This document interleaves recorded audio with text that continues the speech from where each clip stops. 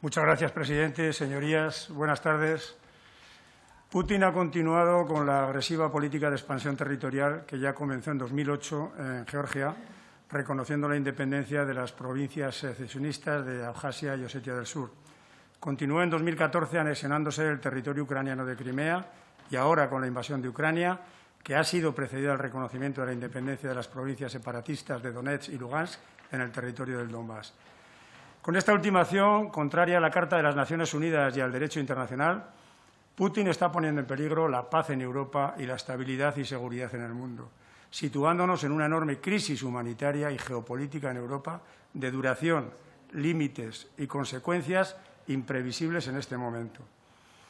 2 días antes de la invasión, Putin dijo que los ejercicios militares habían terminado y que las tropas se retiraban a la frontera con Ucrania, así como que no iba a invadir este país.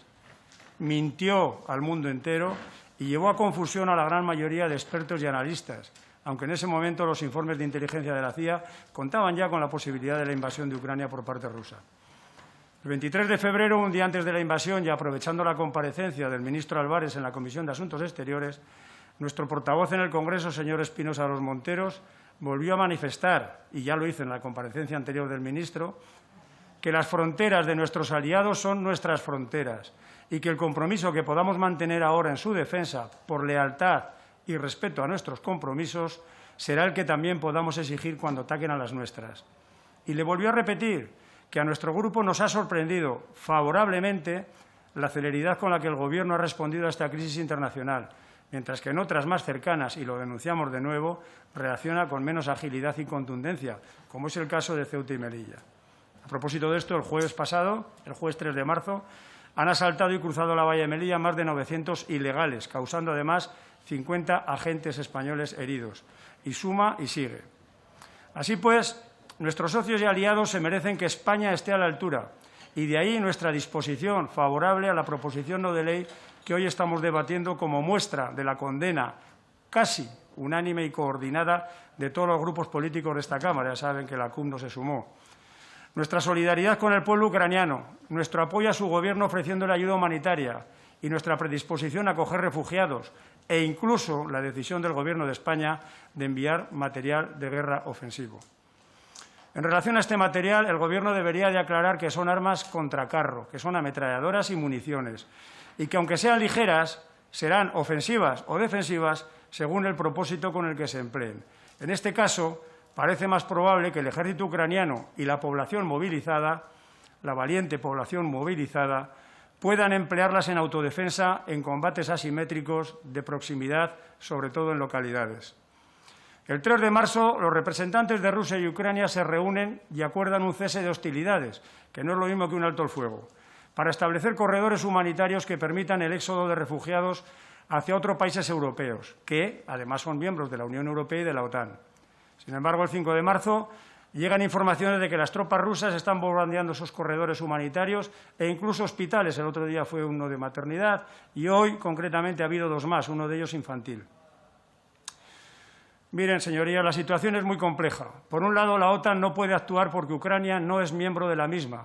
Y por otro, el Consejo de Seguridad de Naciones Unidas tampoco puede dictar una resolución que condene las criminales acciones perpetradas por el Gobierno ruso, pudiendo adoptar por ella medidas que permitan el uso de la fuerza, toda vez que, como miembro permanente y con derecho a veto, Rusia la vetará. Así pues, el uso de la fuerza contra la Federación Rusa solo sería posible en el caso de una coalición de países amigos y comprometidos con la causa de Ucrania, lo que se conoce como una task force o una fuerza de tarea. Esta solución nos parece improbable por varias razones, pero las más importantes son 2. Primero, no contaría con el mandato del Consejo de Seguridad de Naciones Unidas y, segundo, que un enfrentamiento armado con la Federación Rusa podría, con toda seguridad, generar una escalada de consecuencias terribles e imprevisibles en Europa y en el mundo, por no hablar de una tercera guerra mundial. No obstante lo anterior, con Putin cualquier cosa es posible. No juega con las mismas cartas que la mayoría de los países pertenecientes a Naciones Unidas, occidentales o no. De hecho, por una parte ya ha alertado a sus fuerzas de disuasión nuclear y por otra, el pasado 4 de marzo, nos despertamos con que las tropas rusas han atacado la central nuclear de Zaporilla, que es la más grande de Europa y la tercera del mundo, provocando fuego en edificios secundarios y, de esta forma, mostrando al mundo de que va con todo y sin contemplaciones. Por tanto, el riesgo nuclear es cierto y lo anterior es una forma de hacerlo visible. El mundo no puede permitirse una tercera guerra mundial a causa de las pretensiones expansionistas de un Putin que es un peligro y que no ha valorado las consecuencias de la invasión de Ucrania. Yo les voy a mencionar ahora 3 aspectos fundamentales y que deberían crear las condiciones objetivas para que Putin se replantee su afán expansionista. Estas serían: 1. No cuenta con el apoyo internacional e incluso China, que podría ser su aliado, se ha puesto de lado. 2. Las medidas económicas y financieras establecidas contra Rusia pueden provocar, y ya están provocando, que su propia población deje de apoyarle. Y, finalmente, la capacidad de resistencia del pueblo ucraniano y su voluntad de vencer al invasor está siendo clave y puede contribuir decisivamente a parar esta guerra. Estos 3 aspectos no fueron bien valorados por Putin para iniciar esta invasión. Mientras tanto, miles de soldados de ambos bandos y población civil de Ucrania están muriendo o quedando heridos. Cientos de miles de ciudadanos están abandonando sus hogares dirigiéndose a lugares seguros donde les espera un futuro incierto y donde tendrán que iniciar una nueva vida. Desplazados y refugiados a causa de una guerra provocada por un dictador y que, como casi todas las guerras, no tiene sentido.